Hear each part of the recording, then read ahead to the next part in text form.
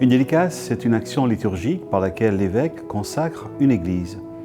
On inscrit dans la pierre et dans le temps le fait que ce lieu est destiné à la rencontre entre Dieu et son peuple. L'élément central de cette consécration, c'est l'autel. Mais avant d'y célébrer l'Eucharistie, l'évêque effectue plusieurs rites.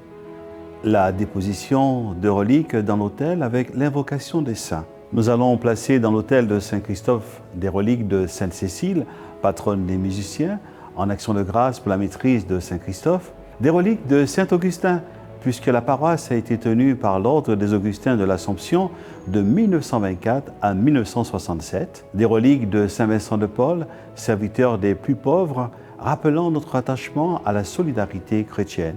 Enfin, des reliques de Marcel Callot, martyr de la Deuxième Guerre mondiale, qui témoignent du passé ouvrier de notre quartier. Une longue prière de dédicace. Elle reprend différentes images décrivant l'Église, corps du Christ, épouse de l'agneau, vigne du Père, demeure de Dieu, cité sainte, etc. Cette prière rappelle aussi de façon poétique tous les sacrements qui sont célébrés et l'ouverture de toute l'Église sur le monde et par la mission et le service. L'onction de la table de l'autel et les 12 piliers de l'Église, comme le Christ est celui qui a reçu l'onction, l'autel reçoit le Saint-Crème et représente dès lors le Seigneur offert à son Père. On fait une croix d'huile sous les 12 piliers de l'Église en rappelant les 12 colonnes de la Cité Sainte dans l'Apocalypse, les apôtres. L'encensement de l'autel, du peuple et des murs de l'Église, c'est la prière de tous les fidèles qui monte jusqu'au cœur de Dieu.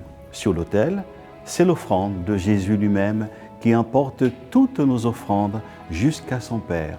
La parure de l'autel, puis son illumination, ainsi que celle de l'Église par des cierges allumés, et la nappe d'autel en font une table sacrificielle de fête vers laquelle nous sommes tous orientés pour célébrer la messe. On allume 12 cierges devant les piliers qui ont été oints. L'Église est appelée à être lumière du monde. C'est d'abord pour la communauté paroissiale qu'il est bon de faire une dédicace quand elle n'a pas déjà été faite. Ces rites nous rappellent que nous sommes des pierres vivantes et que le Christ est la pierre angulaire, la tête de son corps, l'Église que nous formons avec tous les saints de tous les temps.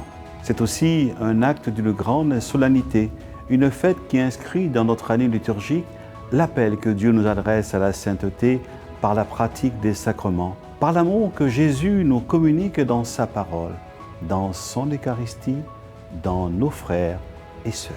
On pourrait se demander pourquoi dédicacer Saint-Christophe de Javel alors qu'on y célèbre les sacrements depuis 1930.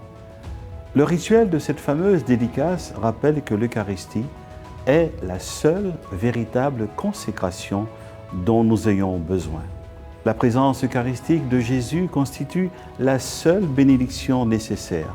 Mais puisque nous allons modifier le lieu même où le Christ se rend présent et qu'il faut nécessairement consacrer cet autel, l'occasion se présente donc de manifester avec plus de force que notre Église paroissiale est un lieu consacré à la rencontre entre Dieu et son peuple.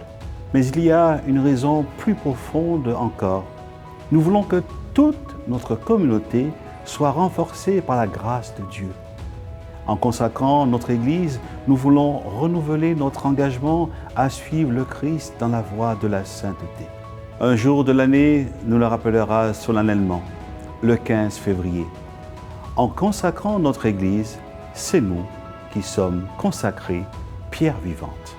Pour vivre cette expérience paroissiale, cette fête si particulière et voir l'église Saint-Christophe de Javel comme vous ne l'avez jamais vue, ou participer à la messe comme vous ne l'avez jamais vécu, venez très nombreux le 15 février.